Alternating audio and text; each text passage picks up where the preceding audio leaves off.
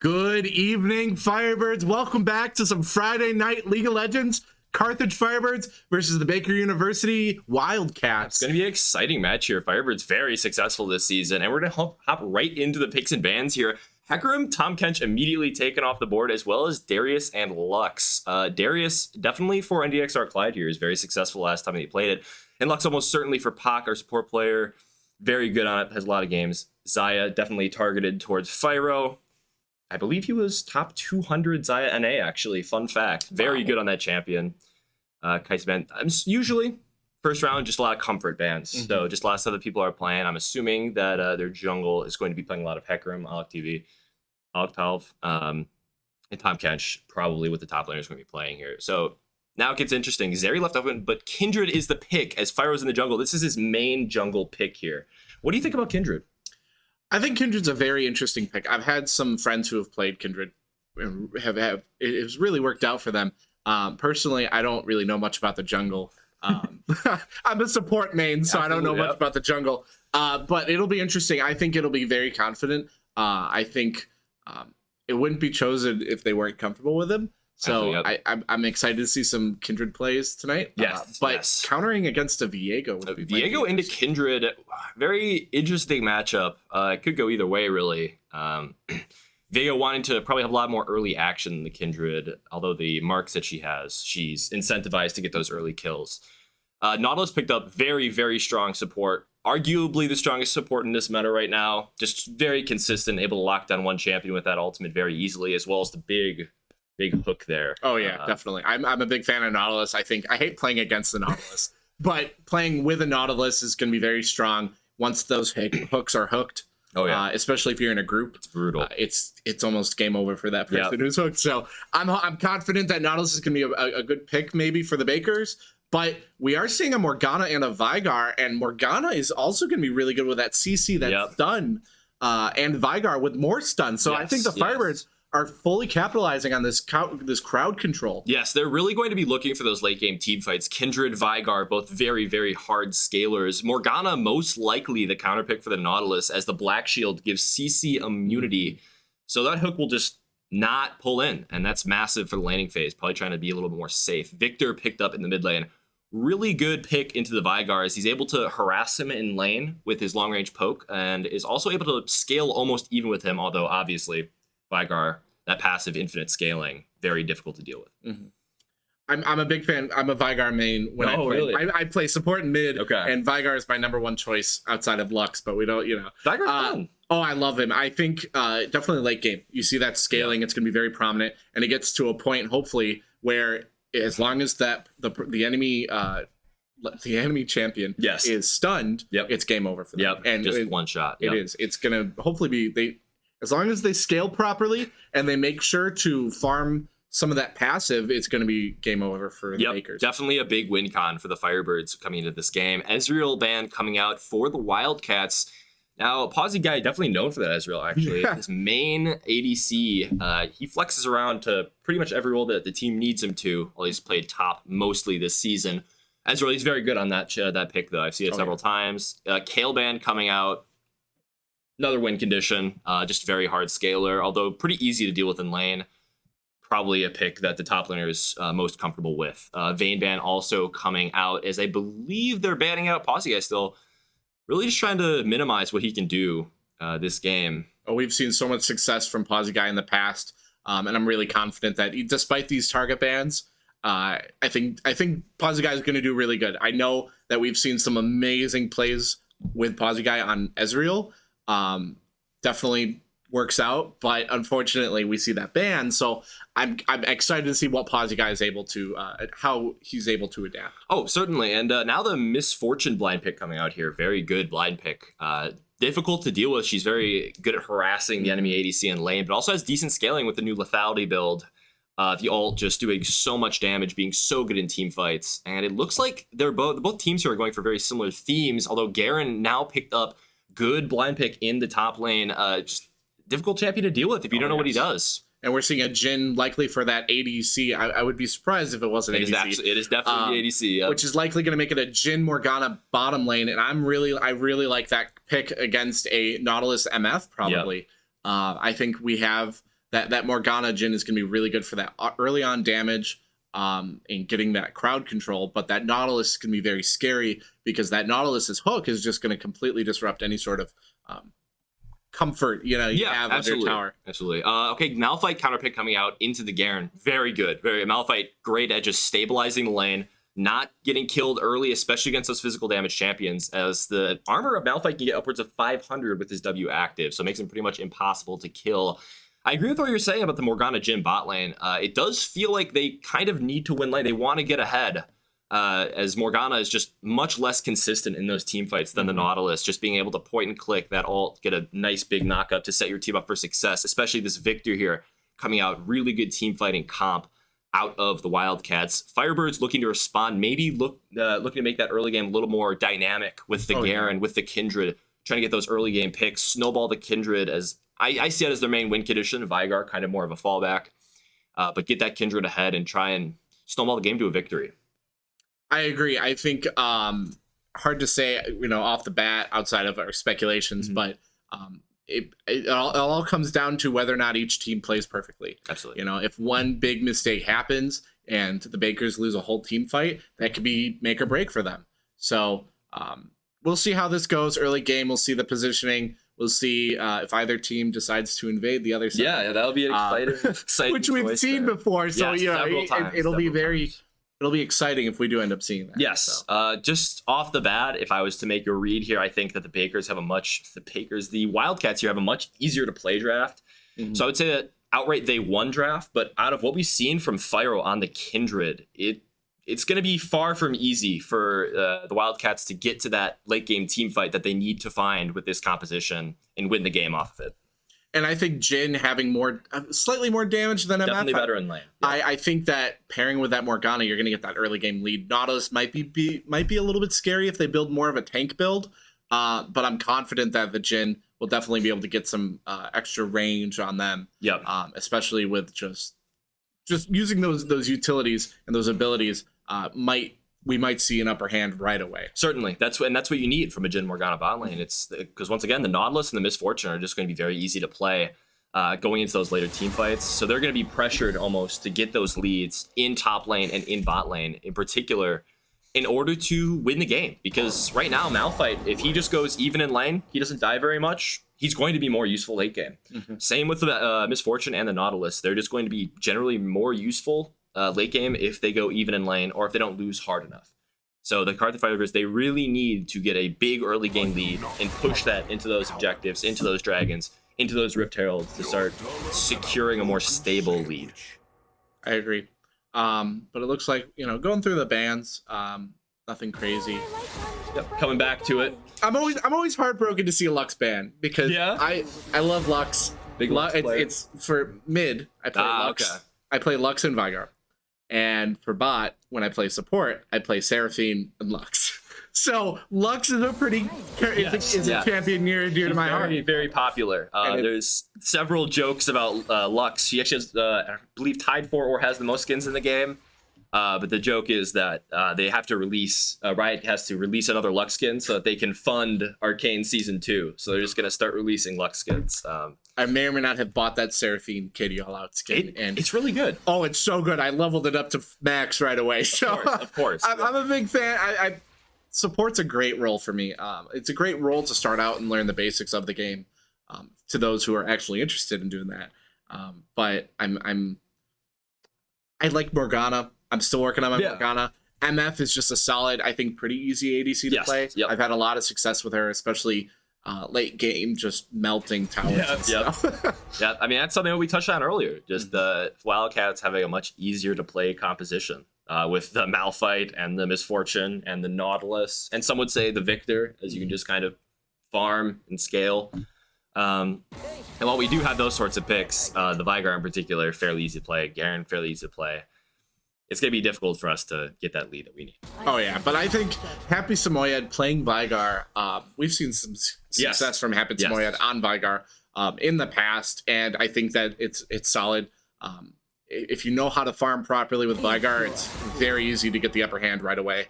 With that extra AP from the passive, it all depends on, all the stunning. If you can if you can time the stuns properly, just time those cages, and then just unload all the rest of your abilities and just hopefully it works out. So 100%. Same and what we talked about with the Victor just being able to scale, the same thing goes for the Vigar, as not a lot of pressure being put on him early game. He's going to be able to get a large amount of stacks and be able to get that get to the point that he needs to be a force in team fights. Definitely. I think I forget what I was about to say. I was about to say something. It's all good. I think it was okay. I lost it. I completely lost it. Overwatch if you need to. Oh yeah, I'm not used to League of Legends casting, but I'm happy to be here. Happy to have you. I'm happy to learn more. I have some experience. I have about maybe 20 to 30 hours in League of Legends, so enough to get by. But I'm excited to see some of these hero abilities. A little bit rusty on, but I'm excited to hopefully test my skills. We'll do our best to teach you more about the wonderful game that is League of Legends. I'm confident. But Garen top lane though. Yeah, I think Garen. I've seen so much success top lane. I think Garen, like you said, it's just a solid pick, getting some key damage, getting some of that tankness. You know, becomes a very big threat later on. I honestly, I'm very confident for the Firebirds. Yeah. The only thing with that is Garen actually has I believe 0% pick rate in pro play. He has been picked maybe once. He's much easier to deal with in competitive play because you're able to put those resources, have the jungler come top to try to alleviate some of that pressure. Especially with Malphite, he's very famous for being able to deal with those early game AD champions. But it looks like we're going into a spectator delay. Yes, it does. So we got to set that up. Take a little break here. We'll be back at the start of the game. See your future on the horizon? So do we. It's really just the greatest college experience I could have asked for. What really drew me in was having an adventure. I think something really unique about Carthage is that it constantly pushes you outside of your comfort zone. At Carthage College, we will push you to dive deep, to channel your curiosity, and excel in your chosen field.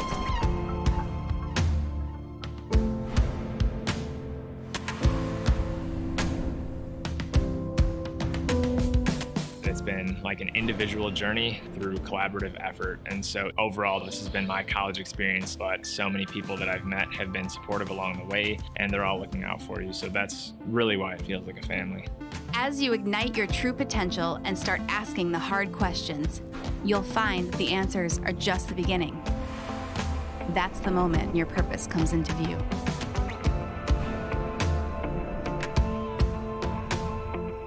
We are really able to get great one-on-one action with our professors. So you can't hide in your classroom. You're always actively participating. You'll get recommended for things that you might not have ever been interested in before, and you end up realizing that that might be your passion.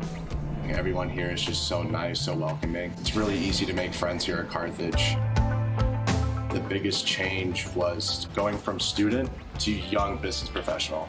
I love Carthage. It's definitely the people. Living on the lake is amazing. I feel very prepared for my future. Ended up surpassing my expectations. Some things you just need to see for yourself. Come take a closer look at Carthage College.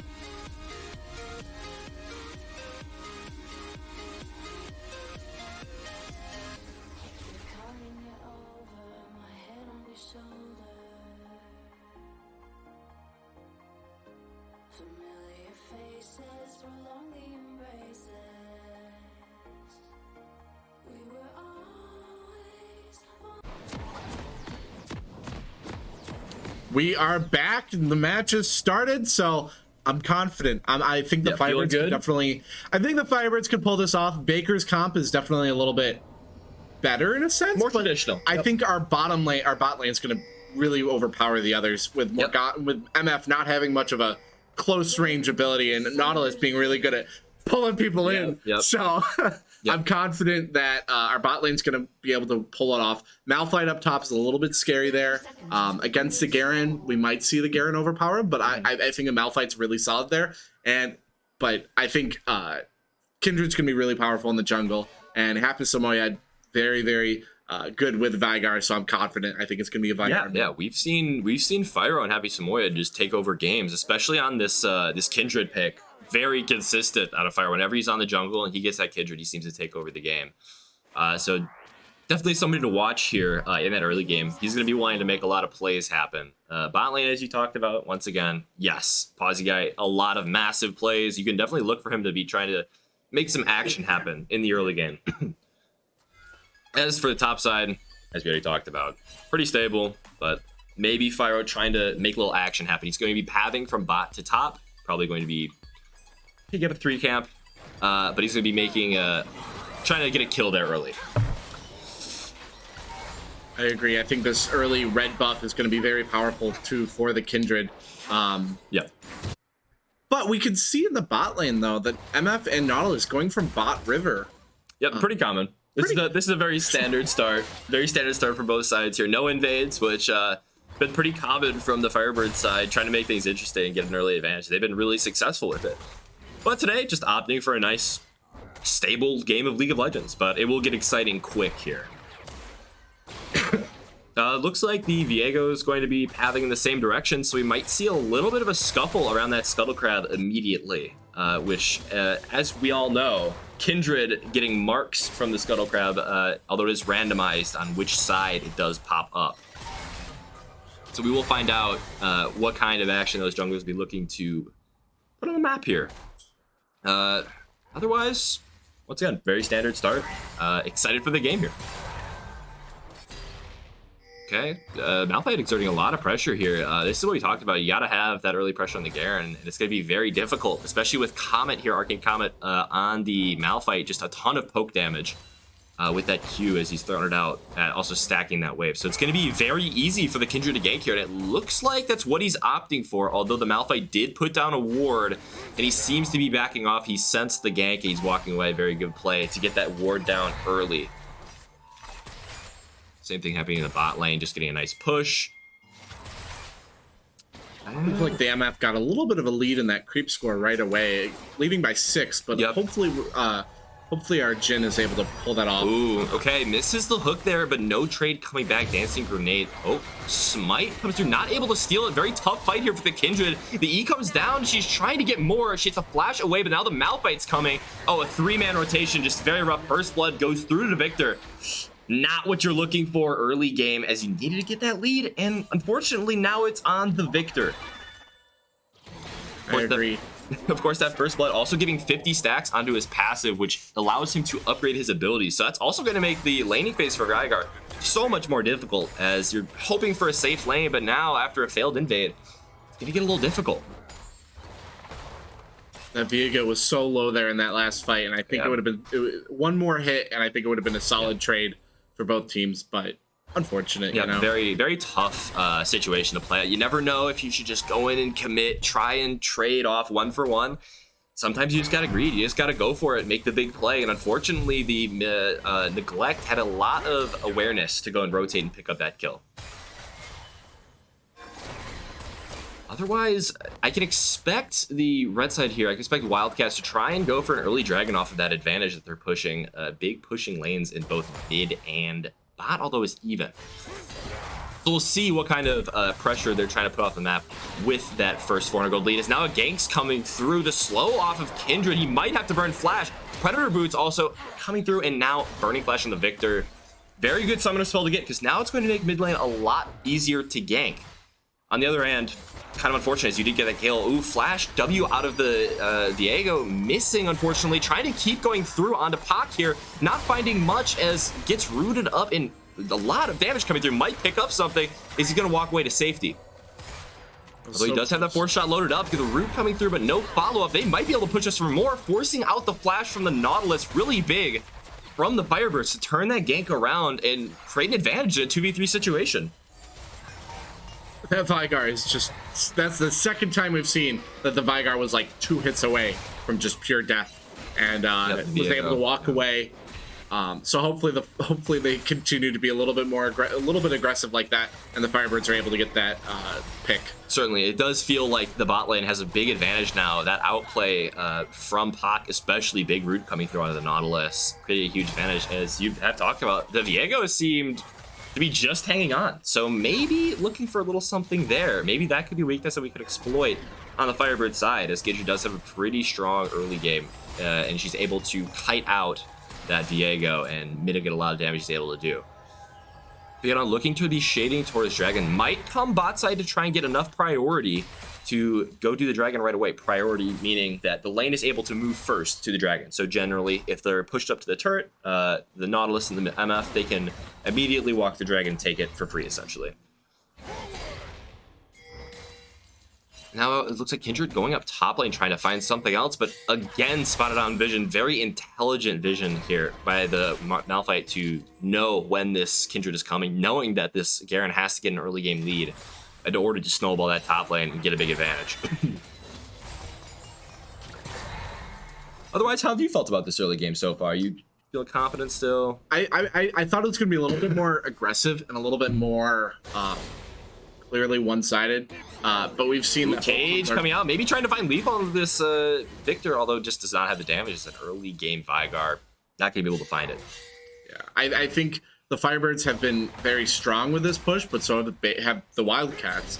Unfortunately, it looks like the Firebirds are down a decent amount of gold. The gold gap is going to maybe be very scary for us to work on. Yes, yeah. But about a 700 gold gap there. But I think the Firebirds could definitely come back. They just need one really good play, and it's just a walk in the park at that point. Yep. But we can see that the Jhin has definitely increased that lead against the MF in regards of creep score. So maybe looking for that there. Oh, okay, Malphite just immediately ulting in order to get out. Very smart play, knowing that he's able to go with that ulti. Probably not going to be a big contributor to the fights early. He's going to be put on an island. He's going to be sitting in that top lane, wait until the rest of the team fights come. Okay, then there you go. Looks like the Wildcats have come through and used that priority. They've created bot lane with a pushing wave in order to get that first Dragon.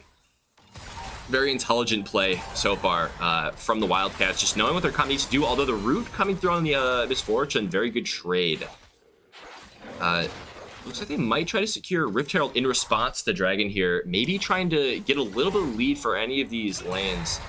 I would guess they would try to drop in bot lane, as this looks to be the lane that they're going to be exploiting the most. Fire hasn't been able to come down here quite yet, especially that ward. It's going to make it really difficult for the gank to happen. But potentially bot lane might be our win condition that we're looking for. I think dropping it bot lane would be a really good idea, because they only have that one direction that anybody from mid lane or top lane can actually come from, as opposed to dropping it mid lane and you have 2 different directions to watch out for. Absolutely. Yep. It's a very good way to think about it. Just a lot easier for the Wildcats to respond if you're dropping it mid. Shorter lane, support can roam, top can roam. And very impactful ultimates, also with the Malphite and the Nautilus. Looks like both bot laners are at level 6, unlocking that ultimate ability, which might be really good for them. Yeah, they could be looking for a lot of early damage, although more so I would definitely say the Wildcats with a lot more powerful teamfighting ultimates. The Nautilus able to lock him down, and the Misfortune, just with that wave of bullets there, could easily catch them off guard and turn the tables.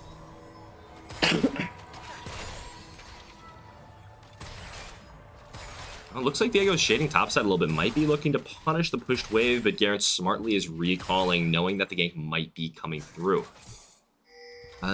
Anything else that you're seeing in this game so far? I think that our bot lane is definitely our strongest lane. As we've seen, we can definitely tell that both of the Firebirds are just really aggressive in that bot lane, but pushing the other team back. Because like I said, Nautilus and MF don't have much of a... They can easily be overwhelmed by a Jhin and a Morgana, so hopefully we can continue this. Yeah, it looks like Kindred shading bot side a little bit too, so maybe trying to push that lead, as we were talking about earlier, putting a nice little ward, or ward coming down earlier to stop the Viego from doing anything more. Seems to be fairly even in every other lane, though. The Kindred not getting a big lead, especially after getting shut down early like that in the other jungle. It's been kind of difficult for him to find anything. The Wildcats having very good vision control as another root coming out from Pak here. Just been on point. Pretty much clockwork with those roots today. Those roots are going to be really good late game as well against anybody who's really fed. The Malphite roam coming mid, the ult coming down, having to burn the flash. All flashes mid lane looking to be burned, and then Victor taking the kill. Very, very big, getting the 2 kills on the Victor early. It's going to get really difficult for that Veigar to stay in lane now with that massive advantage that the Victor has accrued. That Victor is leading in that creep score right away, that early farm. Okay, ult coming now from the Nautilus. It looks like the Viego might be trying to get something more here. Pyro picking up the kill on the Nautilus also, although he might be straight back out to the Kindred ult coming through, saving him temporarily, but the ult also not getting the kill. They're able to turn this back. Double kill for Pyro, and 1 kill coming up for Aussie guy, the Jhin here. Massive. There's also big damage coming on the Malphite. This is what we need. This is what we needed to see from the Firebirds. As we talked about, the Rift Herald coming down bot lane to get that extra gold onto the Jhin. Very big. And now they're going to be able to push that advantage. A 20 CS difference along with a kill and 2 assists onto the Jhin. He's very strong right now. I agree. And as I said earlier, that one play is going to be game changing. And I think that might be the play. Yep. We were doing a little bit. We weren't doing so well that right before that. And then we were able to make that massive play right there and lead in gold, lead in kills. And we're probably going to take a tower very, very soon in the bot lane. So I think this might be it. But we're still seeing a little bit of a struggle in the mid lane with Veigar against that Victor. But hopefully Happy Samoyed is able to re-strategize slightly and work towards it and regain some ground. Yep, absolutely. Really big misplay there. Just having misunderstanding the damage that their team could put out, especially with the Nautilus. Oh, Nautilus face checks the bush. This is not good. He gets stunned up by the cage, and it looks like they're going to give another kill onto the Jhin. Big for Carthage. They just keep finding these picks. That's what you need from this composition. The Jhin getting more gold. It's going to be fantastic now for the Firebirds to pick up this next dragon with a massive gold advantage. And they're just really pushing their advantage, really pushing their will onto the Wildcats into their own jungle. Just really saying, you can't fight us right now. We saw what happened bot lane. We know that we have more damage. Okay, it looks like they're both posturing for the dragon here, maybe looking for a fight. The big things to look for are going to be Malphite ultimate, seeing if he can get a big one. Although it looks like a couple of the ultimates on the side of Carthage not available. So maybe this is the Wildcats fight. Maybe this is what they're looking for. As getting another dragon is going to be the win condition. Stun coming through onto the Garen. It looks like the Malphite does not come through, but the Misfortune ultimate comes through and gets 2 kills for the Wildcat side. Secured dragon. Very good fight. Very bad for the Firebirds because we are now pretty much tied in terms of kills and gold, and it looks like Baker's about to take that dragon. Yep, so stacking that advantage is going to be very difficult. Getting to that dragon's soul is definitely looking to be the win condition here for the Wildcats. Really big misplay there by Carthage Firebirds, not knowing that the MF would do that much damage, just pouring it on there and getting a double kill for her team. That MF was just able to melt most of the Firebirds with that ultimate, and it was very unfortunate to see. Yes. That's what decided the fight, and that's what this whole team comp is built around for the Wildcats. It looks like they're all looking to set up the Victor, to set up that Misfortune, able to get those big, high-value ultimates in order to turn the tables of a team fight. Otherwise, though, something we got to keep track of now is those dragons. Once again, if Carthage secures one, then it could be good. But if they get on Soul Point, it's now ganks coming through the top lane, slow coming out. Jumping forward is the Kindred trying to pick up the kill. Big kill out for Carthage as they're able to respond to the big play over by the dragon with another kill onto the Kindred. As I talked about earlier, Fyro just a menace on this Kindred here, knowing exactly what to do. Fantastic mechanics. It looks like he's going to push that lead onto the Rift Herald. Or looking mid even. The Victor may be a little bit over pushed. Oh, the cage coming through. It might be another fight here down by the Dragon Pit. They think that they have numbers advantage. although it is actually even, and ultimates available to both sides here. Okay, engage coming through onto the Jhin. Pig engage. Their main character taken out. Immediately blown up, though. Vigar ult coming through. The curtains open, looking for another one onto the Misfortune. Fyro looking to pick off the Victor. Not quite doing it. Although the extra damage coming through from the Jhin might just do it for him. Another kill looking to be had for the Carthage Firebirds here. And the Vigar picks it up. Big stacks, big damage, big team fight win for the Carthage Firebirds. That was a really, really good play we could see there. Unfortunate that Victor was just so close to being picked off, but it wasn't quite enough. That extra range, that time to run away was definitely his saving grace. Yes, but still very big. This is exactly what Carthage needs to do, is capitalize on that early advantage that you got onto the Jhin. Capitalize on the fact you have a massive, massive lead on the Kindred over the Viego, as it's felt like the Viego's been almost invisible this game, getting one good counter gank, and now hasn't been able to find anything since. So we'll hope that he's able to turn that around here. Maybe look to have those big teamfight ultimates to turn that around. Okay, don't really know what we're looking for here. Definitely see the Malphite coming towards the Rift Herald, looking for another play. They're definitely accruing a lot of numbers topside. Rift Herald's gonna be a big advantage. Carthage definitely wants. If you allow too many objectives to go in the hands of the Wildcats, it's gonna be very difficult, as we talked about earlier, as the bot side outscales, top side outscales, and the Vigar is really your only winning lane late game. That Victor is pretty scary mid lane, being playing on the edge here. It looks like Kindred comes just in time. Maybe could have even waited a little bit longer, use that Garen as bait to try and secure a couple of kills there, but it looks like they're just going to use that to push the Wildcats out, get the Rift Herald. This is exactly what you want out of Carthage Firebirds, accruing a 2,000 gold lead plus more, assuming that this Rift Herald can do some work.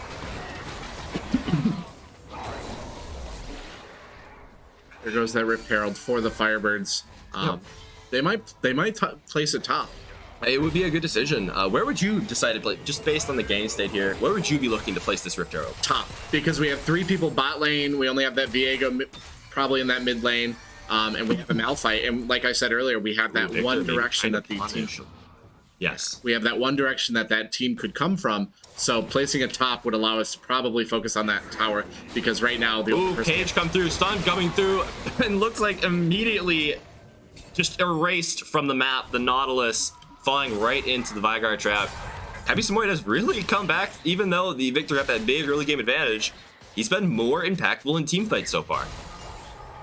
We now see Pac ping that Cloud Drake, making sure that the team knows this is our objective. We need to secure this. We need to deny another dragon going into the hands of the Wildcats. What do you think of how they've played the objective so far? The Firebirds or the Wildcats? The Firebirds. Firebirds, really, really strong. They knew how strong they were in that bot lane and immediately got that tower. And I think that's going to allow them to maybe apply some pressure in other lanes, because they don't have to worry about that, and maybe make up the difference in like mid lane, where Vigar's a little bit behind compared to that Victor. I completely agree. Very insightful there, noting how they're transferring that lead from the bot side over to the other objectives. Teleport coming in from the Malphite, trying to find a fight. They've got the 5 versus 4 advantage. I think that this is the fight that the Wildcats need to find. They're just going to push them off of the dragon, try to secure it. Oh my gosh, I am so sorry to the viewers for the coughing, but here we are casting. Looks like they've got really good positioning here for the dragon, going to force the other team, the Firebirds, to walk in. Cage coming out, not doing a lot, getting caught in the Misfortune rain of bullets. Curtains are opening now, teleport coming in, just going straight over the wall, trying to find something with that Malphite ult, but he is not able to find anything. He immediately dies. Fyro in the middle of the fight, picking up another kill off the Viego. Ult coming down, saving himself. This is a disaster for the Wildcats. Another kill going towards Fyro, the Kindred. Flash coming through, Root coming through, Misfortune slain, and all of a sudden it is a 4-for-0 along with the stolen Cloud Dragon. Man, did they turn that fight around. Oh yeah, I knew it. That was the play that showed exactly how strong the Firebirds team is. They're, despite some of their teams, some of their players being a little bit lower compared to the others, they're able to work together and just cause some massive disruptions in the Bakers, in the Wildcats attack. Yes, yeah, fantastically played team fight, and this is what we've seen all year. This is what's made them so successful, is being able to turn these team fights and just playing them so well, even within a 4v5 advantage for the Wildcats, able to pick up that dragon. It is now 13-4, so Wildcats have quite a bit of ground to cover. But yes. I think because the Wildcats have those 2 drags early on, they kind of sort of have an advantage in some places. They're closer to Soul. Yes. But hopefully the Firebirds are able to get another dragon, get the next dragon coming up, and close up that gap. Yeah, this is definitely worrying time in the comms of the Wildcats, as even though they are closer to the Soul, it's a Cloud Soul. So there's not much that's going to be able to be done, as the movement speed bonus doesn't really benefit many of the champions a lot, although the chase down potential from the Victor, the Kite is much more useful. It's not as impactful as, say, an Infernal Soul, Mountain Soul, Ocean Soul, pretty much anything else. Although they are able to leverage a little bit of a push advantage in the mid lane to get that mid tower pretty big. Setting Vigar up there just to get some extra stacks. It's much easier for the mid laners to generally farm in the side lanes, as they have much better wave clear than who is typically there as the bruisers and the tanks. So just really smart play getting the Vigar out of mid lane, where the Victor is able to maybe put a little pressure on, and now he's able to safely farm the top lane. I think the gold difference right now for the Firebirds is going to be really good for them, and that is probably Baker's biggest mistake. I like to use gold difference maybe as the biggest telltale sign. Oh yeah. Not so much the #1 telltale, not the telltale sign, but just something really good to look at when it comes to figuring out which team is ahead. Because ultimately, with that extra 4,000 gold, Firebirds are able to get some better items. Oh no, the Garen's trapped here, gets hooked up, and now stunned, rooted, every CC in the book coming through. Maybe gotten a little bit greedy. He tasted those Raptors earlier, but now gets punished by the other team, knowing that he's on the Wolves. Just smart vision control by the Wildcats. I agree. I think that the fact that they were just alone up there was very dangerous in a sense. Especially since the Firebirds don't have many wards up there in that jungle. So maybe a little bit of a greed there, but the Happy Samurai almost getting a pick on the Malphite top lane would have been really good, and just kind of nullified what happened. We saw what just happened with the Garen. Definitely a surprise so far with how well the Garen's done in team fights, outperforming the Malphite, who's got a much easier job just clicking that R. But he's 1-1-3. He's died one less time, and he's got a 50 CS lead. Just really incredible play from NDXR Clyde here. That Kindred too, as we've seen, going 6-1-4 against the opposing a VA. Oh no, missing the ult. He's able to Gale Force away with ease. Definitely a loss there, although he is able to force out the flash from the Jhin. As you were saying, I'm sorry. I was just about to. I forget what I was about to say, actually. Kindred. Big Kindred on the map here. Kindred being stronger than Viego in that jungle, making a presence. Oh no, the root coming through. The curtain's open here, and it looks like he's going to be trying to get another pick. Carthage playing this fight so well. Pawsey guy picking up the big snipe onto the Malphite. Wow, they just keep finding these advantages all over the map. Wildcats overstepping just slightly, and they're able to find that kill. I think right now we've seen that the Firebirds have now fully gained the lead. Not a single Firebird champion is behind their opposite on the other team. Yep, even though there's been a few blunders early game from the Firebird, they've played this mid-game to perfection. 5,000 gold lead. Both Rift Heralds secure. Massive tower advantage here as well. And as we've talked about, even though they've got a dragon lead, it might not even matter, because Cloud Soul most likely won't be the determining factor. Another root coming on to the Nautilus here. He's caught again. This is just very unfortunate for the support on the Wildcat side. Getting caught out a little often here, but he's also found those big picks in the fights. That Nautilus doesn't learn. That Nautilus has been stunned maybe 4 or 5 times, and every single one has ended with a kill. So yeah, if I had $1 for every time I've seen Pac hit a Morgana root today, I would be a rich man. Let me tell you, Pac's just been on point finding those picks, and that's what you need out of Morgana. When you pick that Morgana, knowing that the Nautilus has an easier play in team fights, you've just got to play better, and that's what Pac's done so far with the 12 assists showing it. Oh yeah, and that one single kill we've seen. Oh, Malphite ult coming through onto the Kindred, although the ult also comes through. Damage traded back on the Wildcat side. And Misfortune Ultimate coming through, not picking up anything. 2 kills, 3 kills to the Carthage Firebird side. Looking for more. Victor a little bit out of position here. More damage coming through as the Nautilus is able to peel. Flash coming out from NDXR Clyde, picking up the kill. Looking for more. Nautilus overstepped again. So much damage coming out from this Fed. Jin and the Kindred picking it up with the Kraken Slayer damage. Wow, just over and over again. It's incredible what the Firebirds are able to do with this lead that they've accrued over this game. Now they're just going to snowball at this point. I think the Firebirds have definitely shut down Wildcats quite a bit, to the point where maybe the Wildcats are not going to be able to bring it back up. Oh, you got to be thinking in the Wildcats. They've got to be thinking about game 2 here. This is just a very, very rough game throughout the mid game. Just being caught out, not able to use the lead on the Victor to its fullest extent, just because of how much gold everybody's accrued onto the Carthage, on the Firebird side. Firebirds are just hitting them with their wallets right now. That's how much gold that they have. It's very impressive from the Firebirds, and that's what you'd expect given the level of play that we've seen from them over this season. Little bit of silence here coming out, but don't be mistaken. Too quiet. Don't be mistaken. Calm before the storm. I would expect the Firebirds to be looking for a Baron here to try to close out this game quickly. As we said earlier, geez, another root coming out from Pac here. Although maybe the Vigar overstepped a little bit. Knockup, stun coming through, and Diego picks up a kill here. A little bit greedy there, maybe playing a little bit cocky with that Vigar, but unfortunately, kill to the Wildcats here. I don't think the Firebirds there knew that there were going to be 4 Wildcats there. Oh, NECC Clyde running in there, but getting kited out by the rest of the Wildcats. Just getting a little bit difficult for the Garen to play, maybe, despite the success we've seen so far. Numbers advantage in the mid lane now. Might try to pick up a Baron, although the Firebirds are just so ahead, they might actually be able to turn a 4v5 fight. A little bit more action. 4v4 now as the Diego maybe stepped a little bit too far away.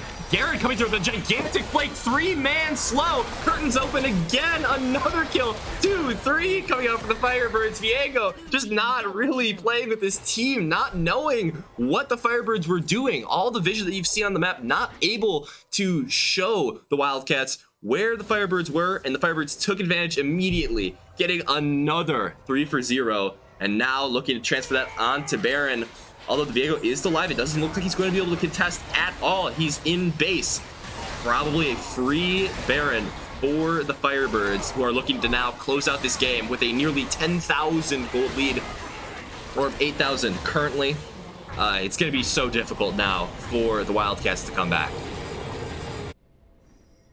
What would you do if you're in the Wildcats comms here? What are you looking for on the map? How do you win this game? I gotta be honest, I don't know. I don't think the Wildcats are gonna be able to pull this off. I think the Firebirds have gotten such a lead that the Firebirds would just need to lose 2, maybe 3 complete team wipes, and maybe the Wildcats will be able to pull it off. But honestly, I don't think that there's much that the Wildcats can do outside of hoping the Firebirds just stop. Yeah, just really praying that the Firebirds start making some mistakes. Outside of that Vigar getting caught out, they just haven't made it. As now, the Garen coming out again. Wow, they're just playing so well as a team, catching out the Malphite. And although he tries to ult away, big Garen ultimate, sword from the sky, coming down onto the Malphite, picking up another kill. And they might push to end the game here with the Baron buff.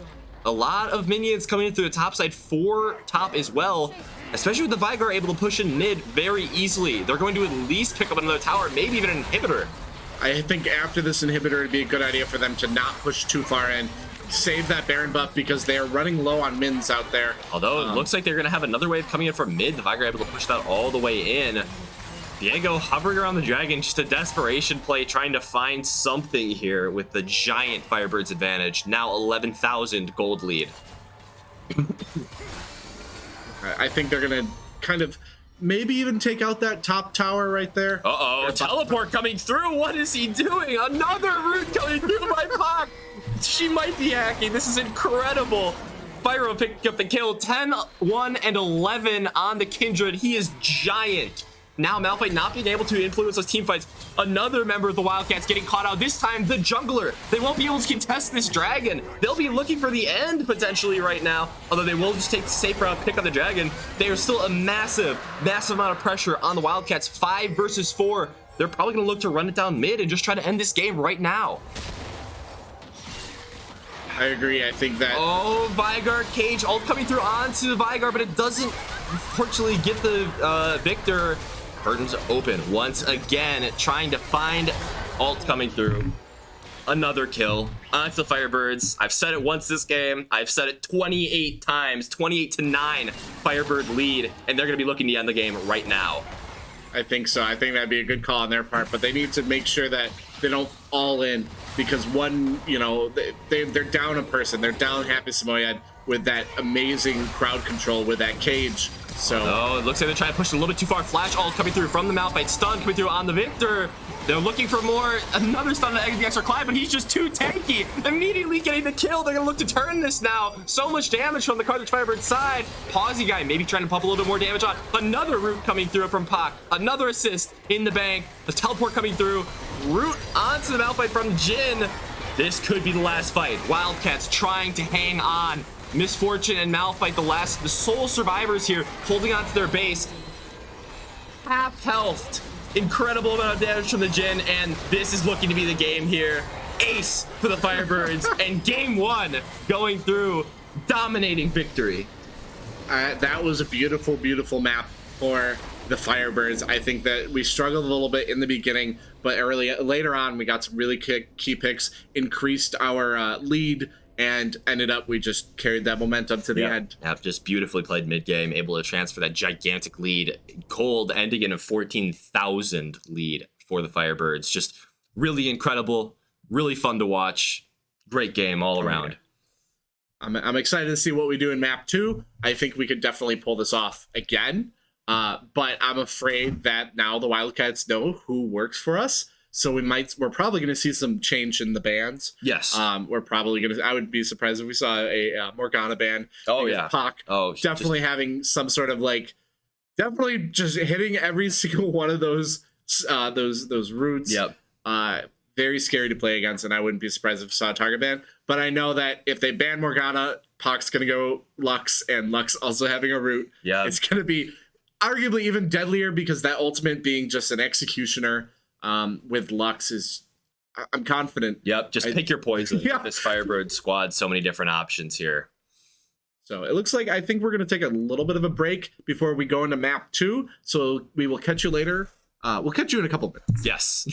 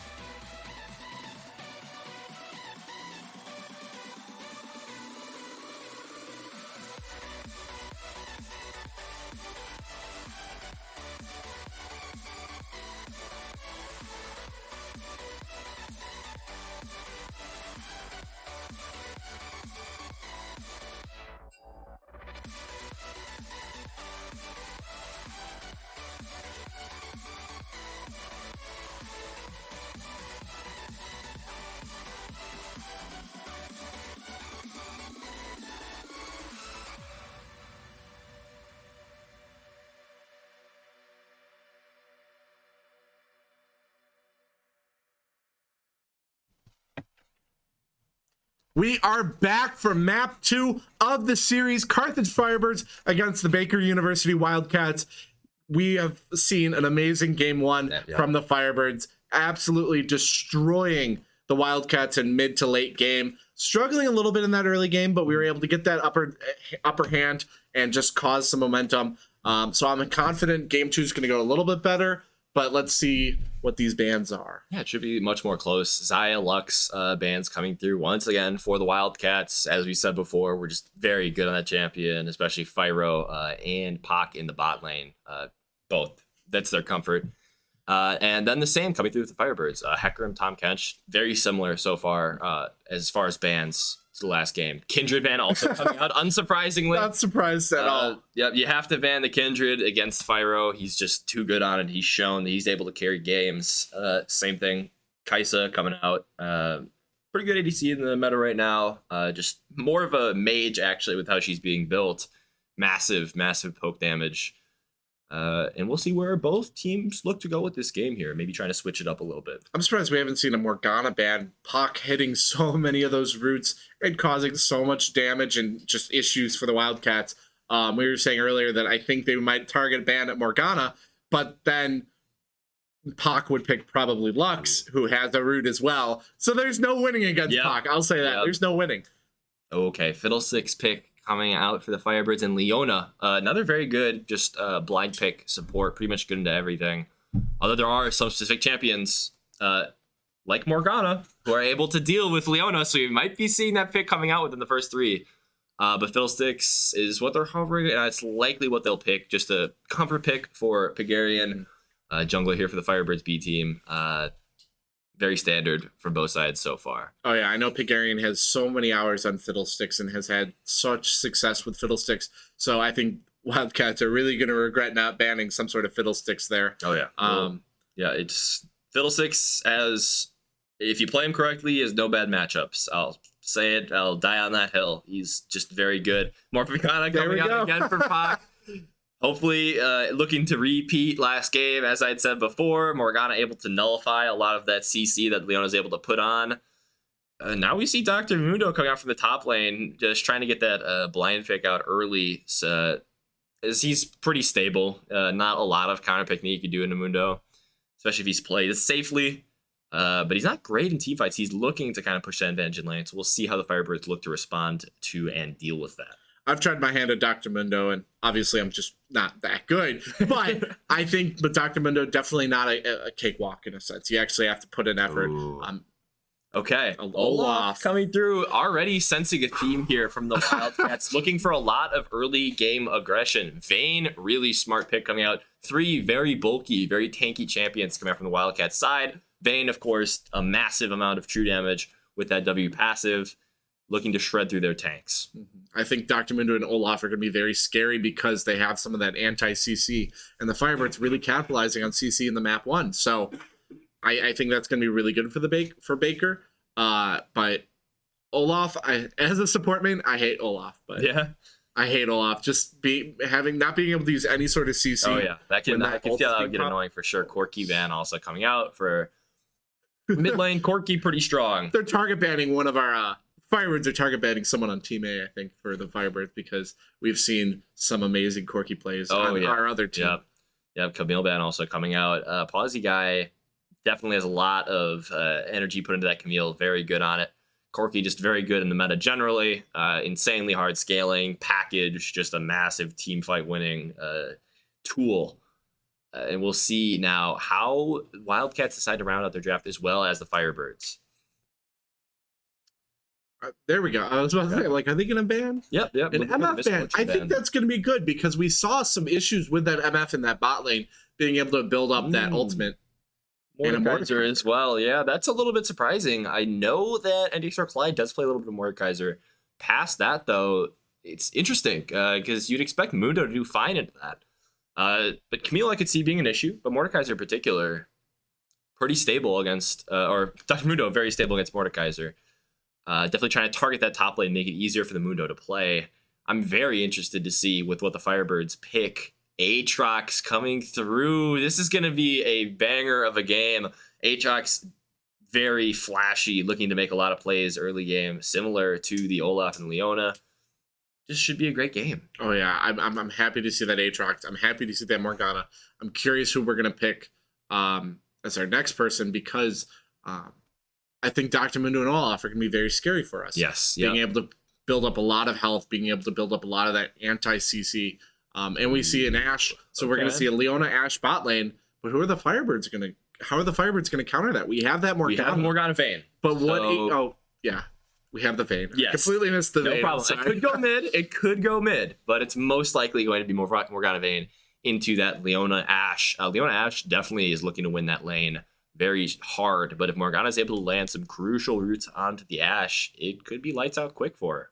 I think Ashe is going to be very scary with that passive slowing, and probably going to cause some issues for that Vayne, and probably going to cause some issues for Morgana. Now, remember last game we saw the Kayle ban coming out from the Firebirds. Now leaving it open, this is likely Kayle mid, and this is certainly their win condition. This is the only real hard scaling champion that the Wildcats have, and they're going to be looking to put a lot of pressure on the mid lane to hopefully get that Kayle ahead in a position to carry the game.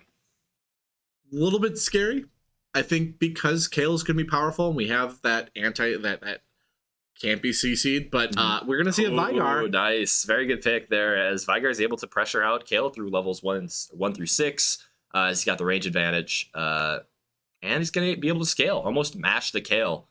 So I like this Veigar pick quite a bit from the Firebirds, just able to absorb any sort of pressure that the Olaf's going to be trying to put on him, and just scale towards the late game, which it seems this is what the Firebirds love to do. You picking the Fiddlesticks, you're picking the Vayne, you're picking the Veigar, you're just looking to win those late game fights and force the other team to put you behind with that Olaf, with that Leona, with the Mundo, with the Ashe.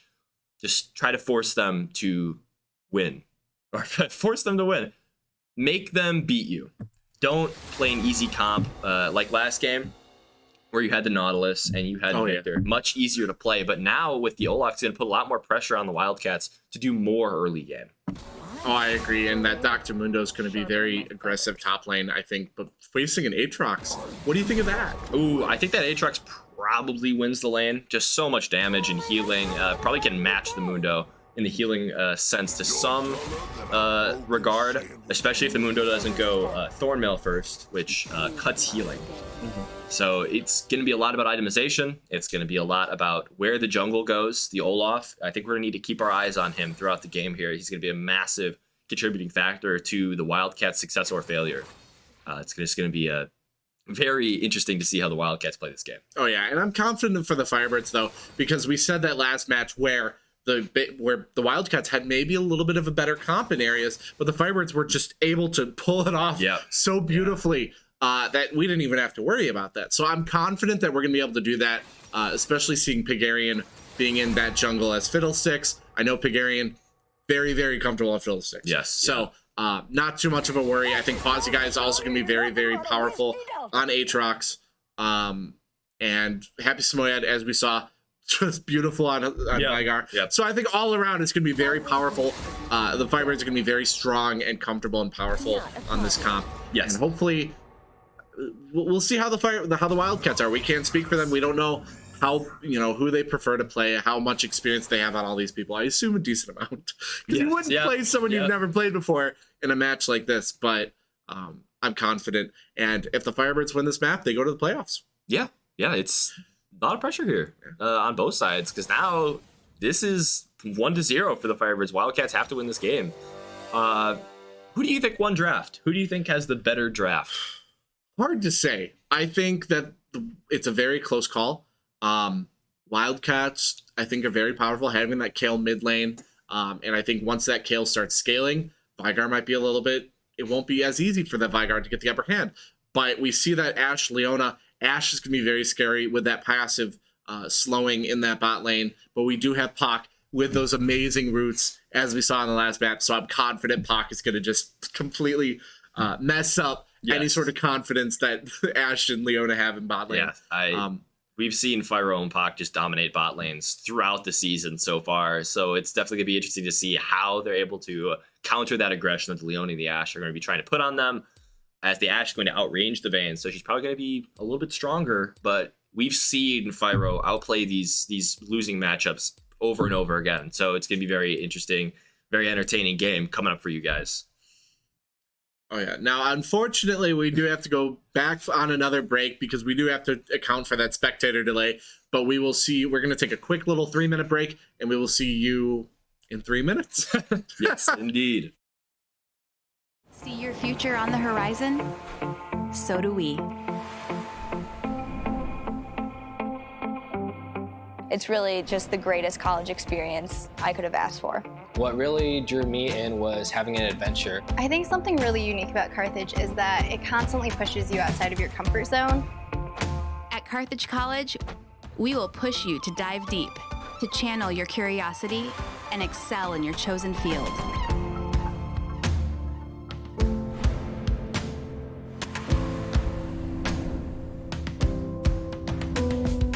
It's been like an individual journey through collaborative effort. And so overall, this has been my college experience, but so many people that I've met have been supportive along the way, and they're all looking out for you. So that's really why it feels like a family. As you ignite your true potential and start asking the hard questions, you'll find the answers are just the beginning. That's the moment your purpose comes into view.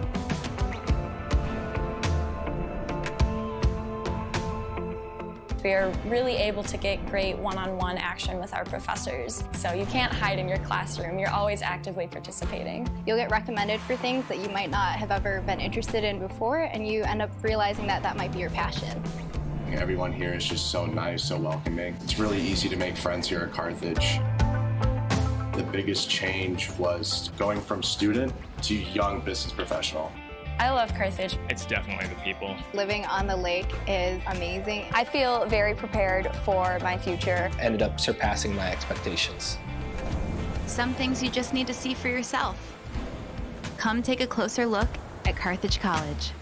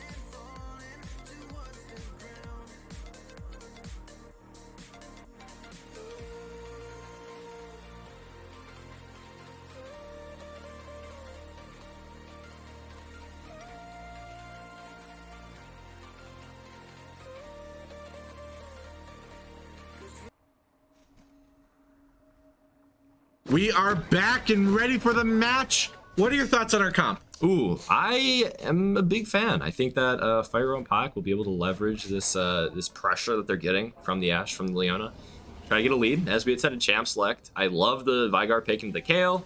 I think that the Fiddlesticks here, I think that Pagarian could have a little bit of issue against the Olaf, as he's definitely going to be looking to get some kills in Pagarian's jungle, try to catch him out, stop that farming from happening. But otherwise, top lane, it could go either way. It's completely skill matchup, and we'll see how it goes. I'm very confident that Pazzi will be able to leverage it, though.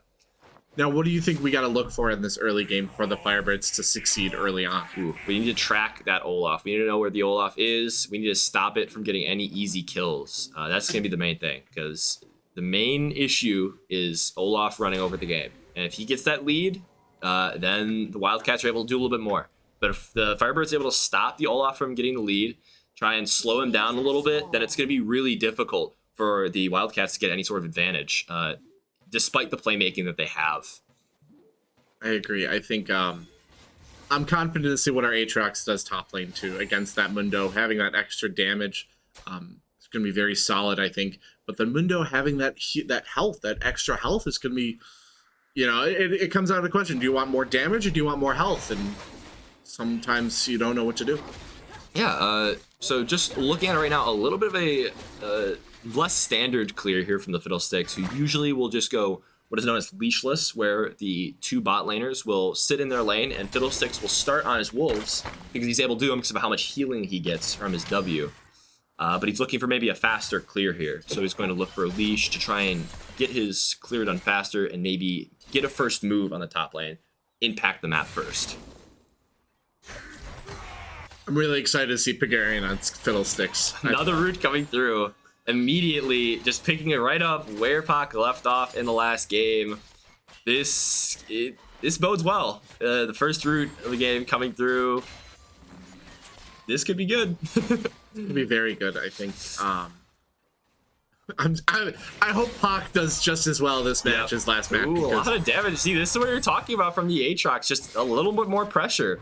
A little bit more damage as the cleaver thrown back but missed. Yeah, it's gonna be interesting in the top lane for sure. I think that's gonna be a big part of the map that the Olaf is going to look to in particular to try to get ahead, because if the Aatrox is able to get ahead of the Mundo, oh, okay, here we go. A little bit of engage coming through the Black Shield onto Fyro, able to trade back very effectively. It looks like the Firebirds won that trade pretty handily there, despite the extra damage coming through onto Fyro. This is what Morgana does so well with that Black Shield, able to mitigate that CC, mitigate the engagement. Another root comes through, Cleanse coming through on a Fyro, but the Ignite is going to finish him off. It looks like first blood onto the side of the Wildcats. This is exactly what you need to get that early advantage onto the Leona, onto the Ashe, or else the Vayne will just outscale you. It was so close, that Blosif as Leona having just one little bit of health that the Firebirds could have gotten, but they were unfortunate and not able to get that. Yep, very well played by the Wildcats bot lane here. Oh, a little action coming through now on the top side. Missed W from the Aatrox, so the Olaf will get away without any harm done. Just going to continue as clear as usual. I think that the Olaf's going to have to look at the map really aggressively here, because if you just let Fiddlesticks sit up and farm, he's going to be more useful in fights. He's just going to be a better champion. Olaf's strength is in his early game, is in getting a ton of early damage off and putting his lanes ahead. Now maybe looking mid lane to try and push Pagarian back into his jungle. The Pain coming through, maybe looking for a little bit more of an engage. We're seeing the bot side, but let's look mid here. A little bit of a fight coming through. Nothing much happening though. There's not much damage from the Fiddlesticks Vigar. Very interesting. Very well played, I think, for both sides to just disengage and know that we don't have a fight. Now, what do you think of this bot lane matchup? Being a support main, how do you feel about it? I think... hold on, real quick. We've got a little bit of a fight here going on. Secured by, it looks like the Olaf, judging by the CS.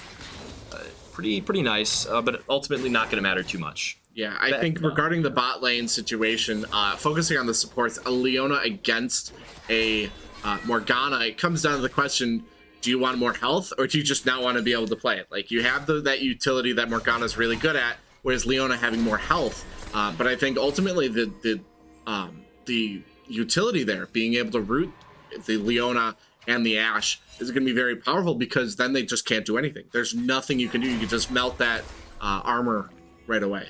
Yeah, I remember we talked about early, trying to see where the Olaf is on the map. Really good ward by Pac or Fyro to know that that's where the Olaf is headed, and to know to be a little bit less aggressive. Although it looks like a fight's coming down the bot lane, trying to get an early kill. Flash coming through by Pac. Root also, and it looks like they're just going to walk away from that really good root by Pac to stop that gank from happening.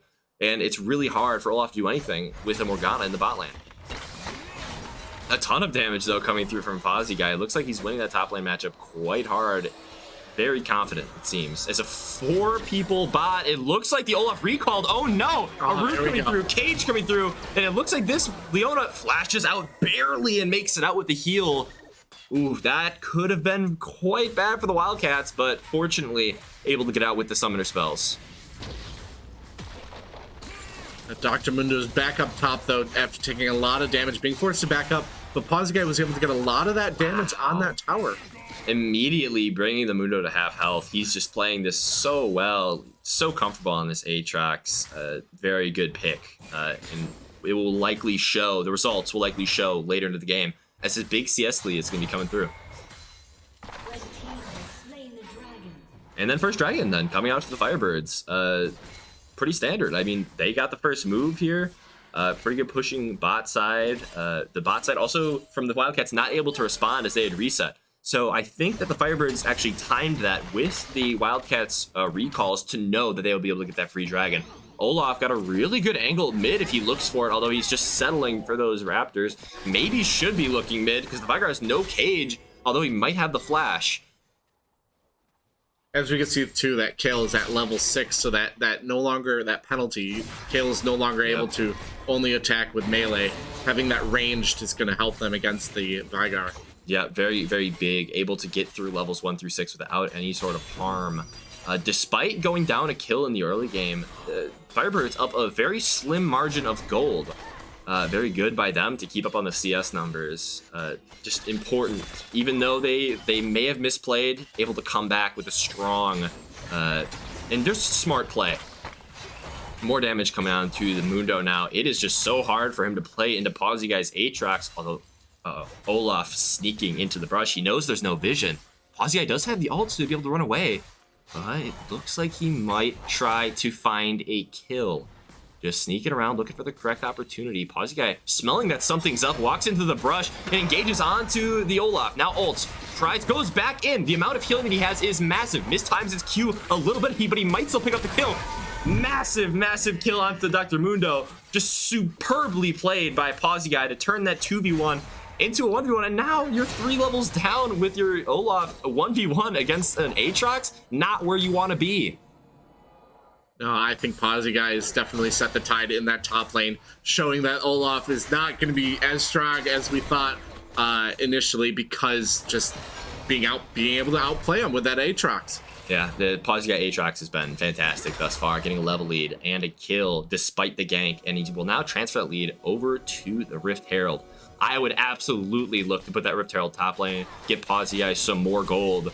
He's been looking fantastic today.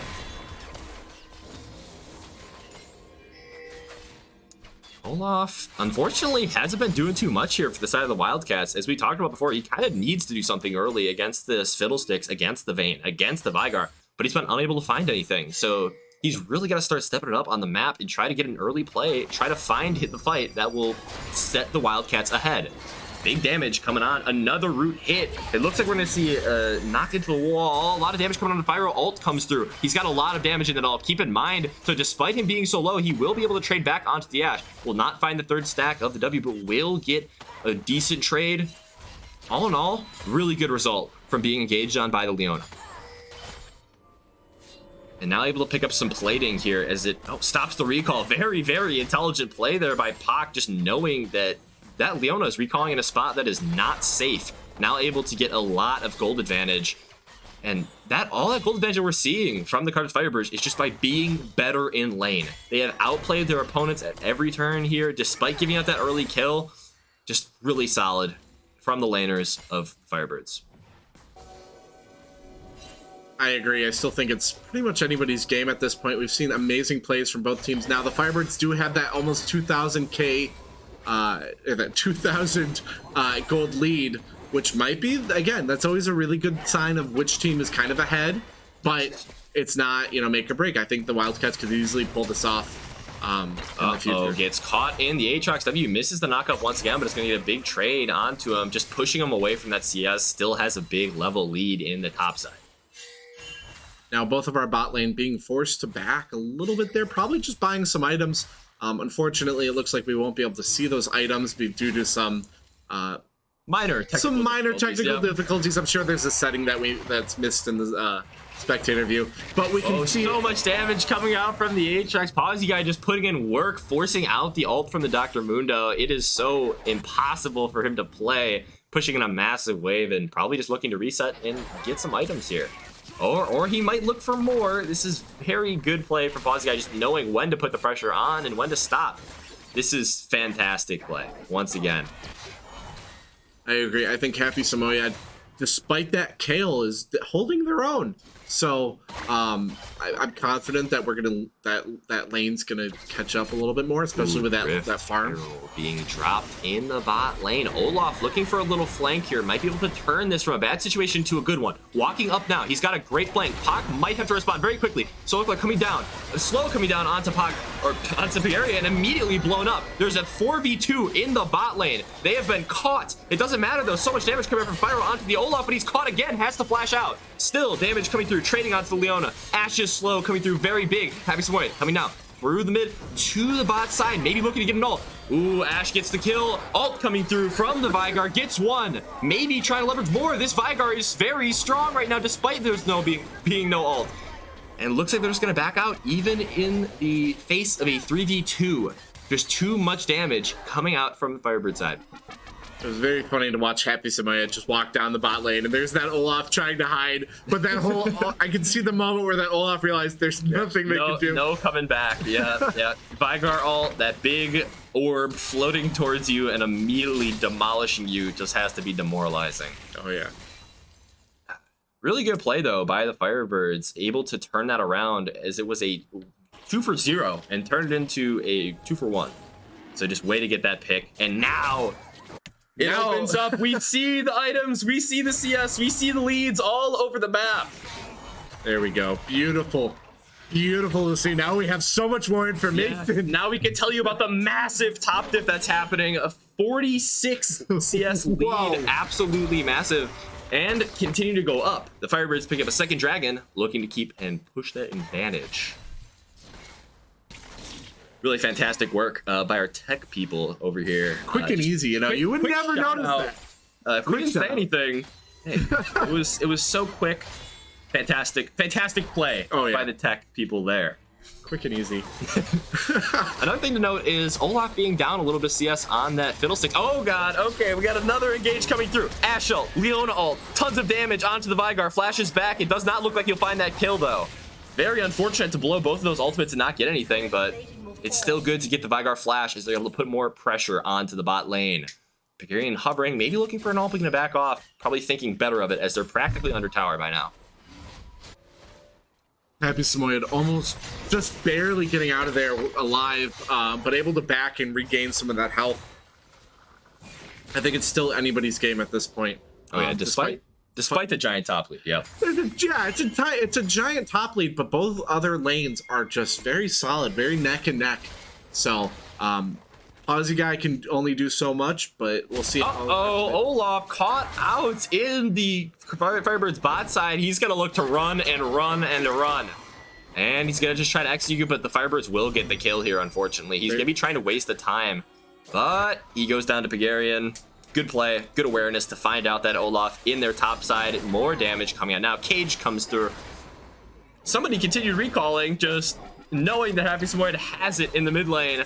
Now Pac roaming in, maybe trying to get a pick, but just resetting again. They have such great confidence here in the Vigar, and he's shown that he can do well with it. He's been great in these 2 games, just playing some solid Vigar. I think that's a very solid strategy, though. Is like with Vigar, it's all about scaling, and if you can just stall the lane to a point and just continue to farm late game, you're just going to destroy. Yeah, it's just ticking time bombs here on the side of the Firebirds. Just so much more scaling. They're gonna have to really try to push this advantage, or try to find an advantage, really, with a 2,000 gold deficit on the Wildcats side. And top side is down 2 levels. It looks like it is just 1 level, but it will be 2 very soon. I have a feeling. Very rough. And also bot side just being able to absorb the pressure very well and still up on CS despite getting killed twice. Really good play there by the bot lane. I think Pac and Fyro being such an amazing duo in the bot lane, having some really good teamwork as we've seen. I'm sure communication is phenomenal between the two, so definitely a force to be reckoned with. I'm excited. I think this is going to be very strong for them.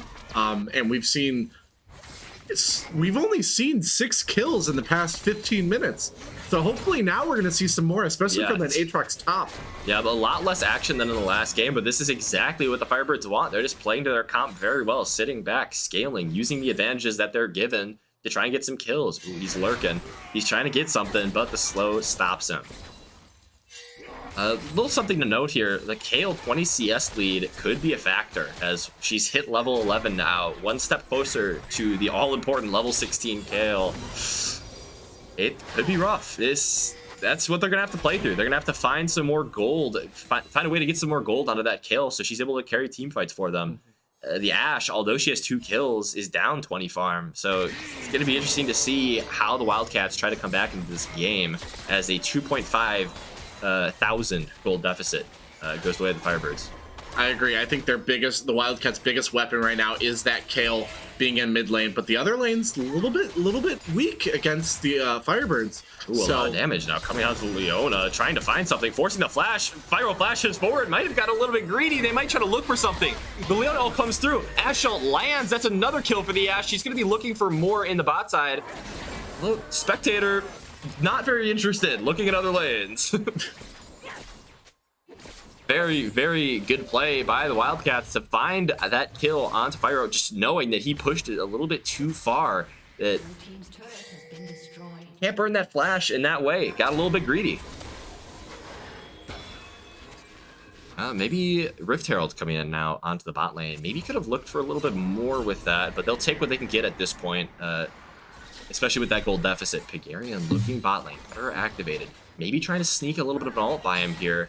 But Olaf has sniffed it out. He knows it's coming. Ult coming now through from the Fiddlesticks. Flashes forward to try and get some damage onto the Ashe. Happy Samoyed caught out by the Olaf, although Fiddlesticks does pick up the Ashe. Now more damage coming through. So much healing onto Pigarian. Fyro coming in, looking to maybe clean things up, but they do get the pick onto the Fiddlesticks. More damage. This will look to go to Fyro. A quick double kill onto the Vayne. That's massive, massive gold onto your hyper carry is exactly what you're looking for. That was very scary, I think, for the Firebirds, but then Fyro came in and just was able to mop them up. So I'm happy. I think that was a good play. The Firebirds are still leading by about 3,000 gold and having those 2 dragons, whereas the Wildcats having 6 kills but not having as much gold or those 2 drags. So yeah, and now Fyro just picking up that drag solo almost. All the Ashe, he does spot it out. It looks like they'll just try to finish it. Well, Ashe are coming through, getting the stun, although it probably won't matter. This dragon is going the way of the Firebirds, whether the Wildcats like it or not. Sole point for the Firebirds. I think if we're able to pick off this soul, it's going to be smooth sailing from now on without much of a hesitation against the Wildcats. But we'll see. I think that Kayle, like I said before, is going to be very scary to play with against, especially having one level on the Vigar and Fyro being at level 10, being about on point with the other bot lane, but Pac also being on level 10 against an Ashe who's level 10 and a Leona at 9. Slight lead for the Firebirds. I think the levels could end up mattering in the later fight. Absolutely. Exactly. Uh-oh, looks like the Mundo might have overstepped, but he's got his whole team there. It doesn't look like Pawsy Guy knows that. Mundo turning back onto the Aatrox now, knows he's got the Kayle right behind him, knows he's got the follow-up. Although, now the Aatrox seems to know. Pawsy Guy sees the Ashe and just, sees the Kayle and just knows to walk right away. Just smart play, knowing not to step too far. You can see that the Wildcats do know that Pawsy Guy is a very big threat to them because they're having 3 of those people top lane. Now 4. They're looking to pressure him off this tower and take it. Although we do have a rotation from Pigarian, maybe looking to ult. Definitely does. Ult comes through. A lot of damage from that Fiddlesticks ult. Kayle ult onto the Mundo. Flash forward by Pawsy Guy. Picks up a kill. So much damage, but a lot of healing. Ult from the Aatrox immediately gets taken down. Just the numbers were able to overpower the massive lead that he's accrued over this game. Firebirds were able to get a pick off there, but so were the Wildcats. And again, pretty even in terms of kills. Ooh, uh-oh, Ash ult comes through cleanse, but it doesn't matter. Flash forward, the Ash picks another solo kill onto Fyro, just stepping too far once again. Really feeling the power of Vayne, but you cannot underestimate the amount of damage that Ash can do, especially with the chasing power that she has with the slow on her auto attacks. I think that's going to be very scary for a big flaw almost in the Firebirds right now is I feel like there's been a few plays where the Firebirds get a little bit too greedy. They think that, oh, you know, I'm so close, I can almost get the kill.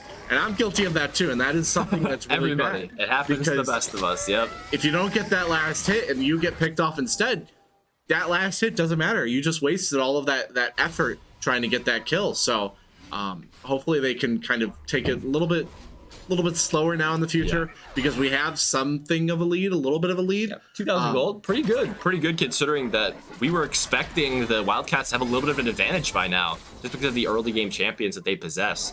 But yeah, the Firebirds are very happy with the lead that they've got right now. And despite being caught out, despite greeding a little bit for those extra kills, for the extra CS, for the extra gold, the Firebirds still have a lead. And that just says a lot about how well they've been playing in this series so far. What do you think the next move is for the Wildcats here? I think the Wildcats just need to keep going up. I think there's been a few places where, like I said before, one Firebird player gets a little bit greedy, trying to go in by themselves, and the Wildcats are able to get a pick. Ooh, Flash coming out, just knows how much damage that Vayne possesses. I think that the Wildcats are on the right track. They just need to hold it steady because it's still very neck and neck.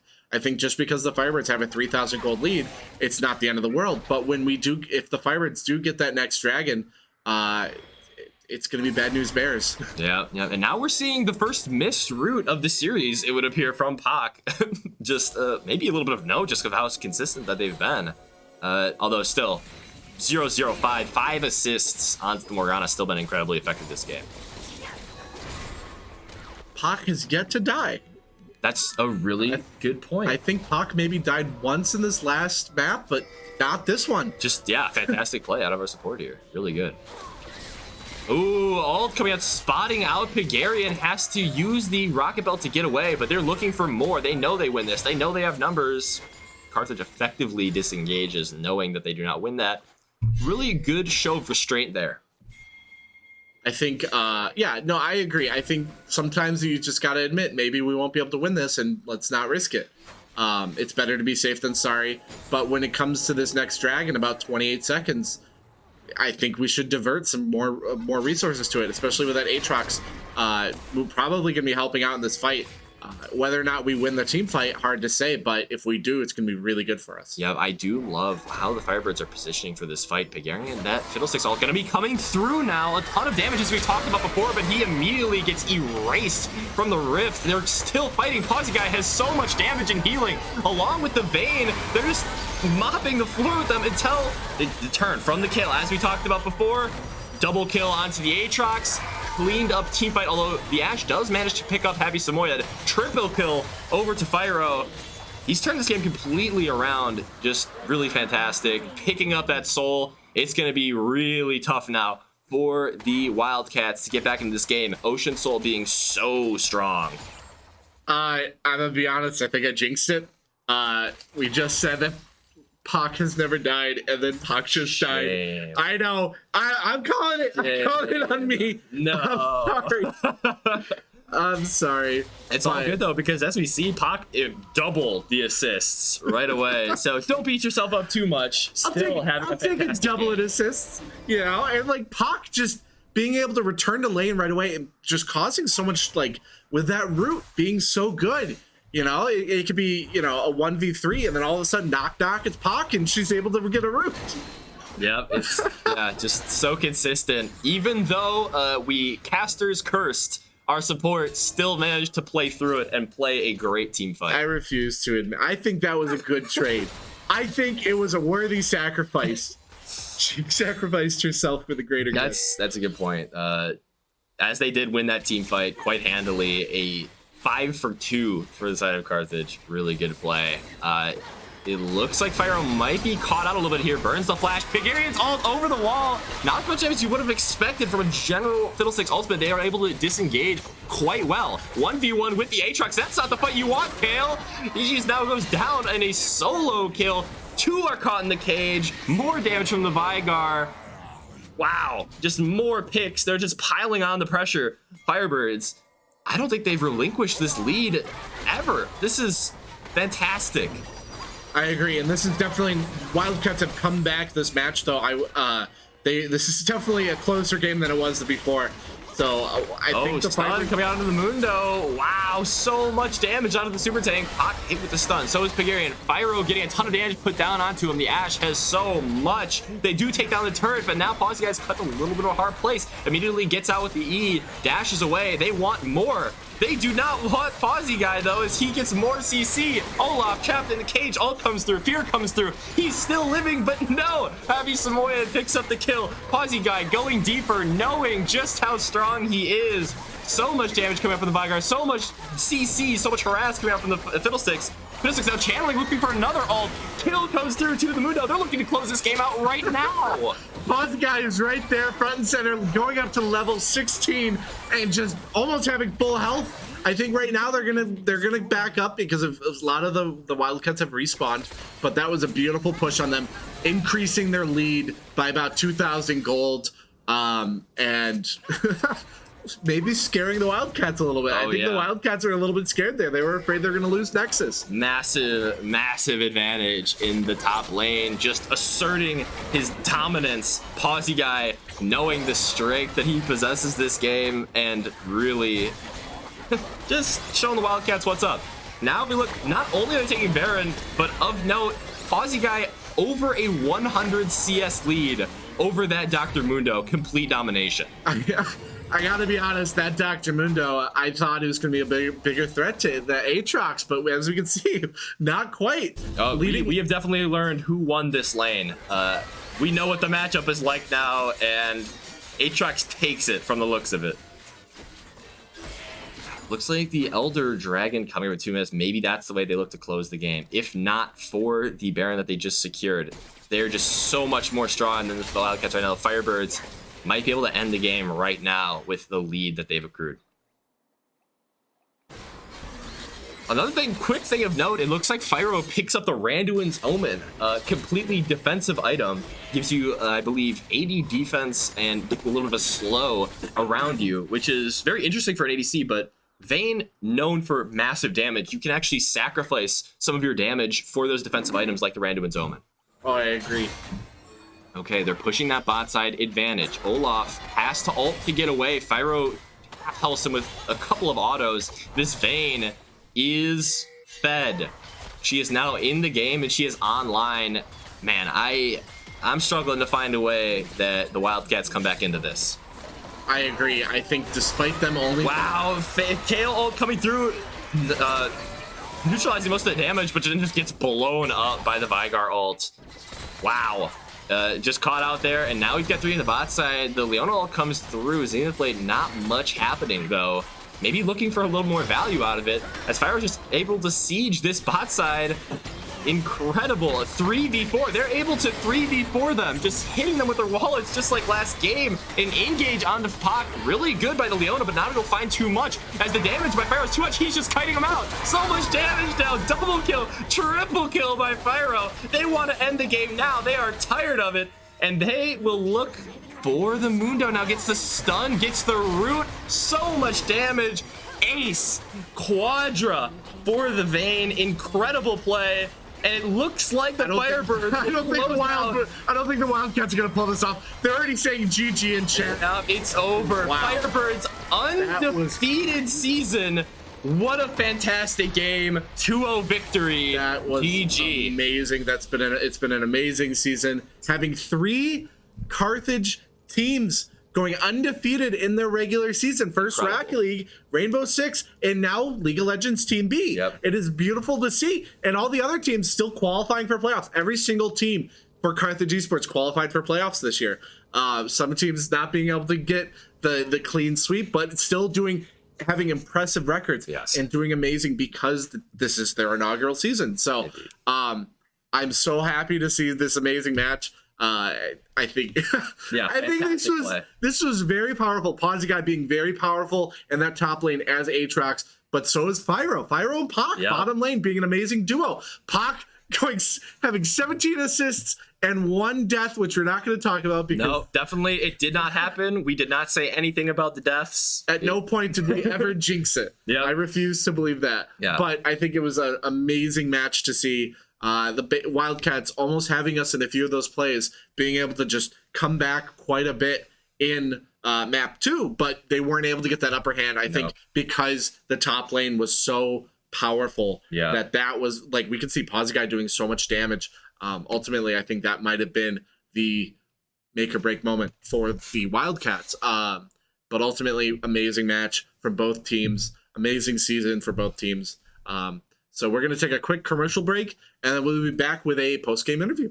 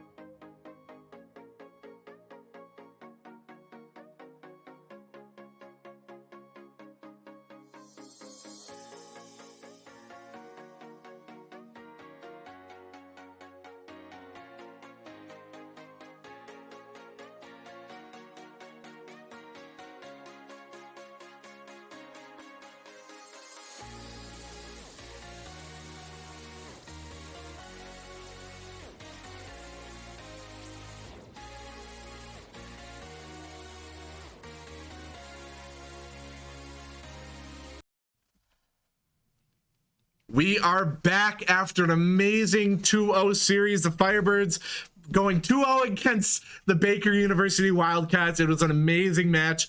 The Firebirds demolishing them map 1 and then having a little bit of resistance at map 2, but we were able to come back and increase our lead. And joining us for today's post-game interview is team captain of League B and an amazing support. Definitely not dying in map 2. Definitely not because of I called it out. Really? How's it going, Pac? It's going all right. How did you feel going into the game? How did you feel knowing you were up against the Ash Leona, really aggressive lane? How did you game plan for that, knowing that they had the advantage? I was shaking in my boots a little bit because I know once they get level 6, it's like, oh, all they gotta do is use 1 and it's Wayne's dead. Sorry, Firo. Who? Yeah, so I was just trying to spell shield the one thing, that way it wouldn't stack on and he would hopefully live. He instead a little bit though. Wow, just calling out big drama now for the Carthage team. We were sitting there hyping you two up, being like, "Oh my gosh, amazing combo!" But I guess now there's so much drama that we can't say. All right, I gotta be a little mean to him. Okay. Otherwise, he won't get better. So. Right? Yeah, that's the role of a captain. I'm sure you gotta break them down to build them back up. Yep. When you're looking at the Baker Wildcats, what were you looking for in draft? What was your game plan going in? We were hoping to kind of trip them up a bit. We didn't have everybody in the same lanes, so we were hoping that would get a couple bans out. They banned Kindred, and we weren't even planning on having Firo go jungle again, so it worked out. We were trying not to have too much AP on the team, so we were a little reluctant about the Vygar pick, but we were like, you know what? We have the Vayne, and we have Aatrox. It'll be fine, and it worked out in our favor. Yeah, absolutely. So. Top lane. Massive top tip for the second game. How do you feel? What was the thought giving him the Aatrox? Was that Puggy It was his choice. He was in middle of draft. He was like, "Can I play But you know what? Sure, go ahead. Sometimes it works out like that, and it definitely paid off today. He's very dependable, and we trust him a lot. So we were like, you know what, have fun. And it also meant that we didn't have to force him to play Warren again. So True. I have seen a lot of Warren out of Fox guy. Even though he's been very effective from that role, I'm sure it can get a little old at points.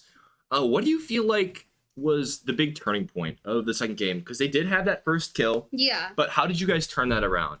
I think that happened when it was like a 4v3 bot or whatever, and Firo had died. And he came back and got a double, and we were like, okay, we're back in the game now. Like, you just got 2 kills. Yeah, you have 3 deaths, but we're back in this. Absolutely. Yeah. Oh, and it definitely showed. I mean, despite them having, at one point, it was like 12 to 15. They were down by 3 kills, but we just absolutely beat them in the gold game. Yeah. And then ultimately that last fight, we just slaughtered them. Yeah. Being able to increase that lead to the point where they were calling GG before we even touched Nexus. So. Yeah.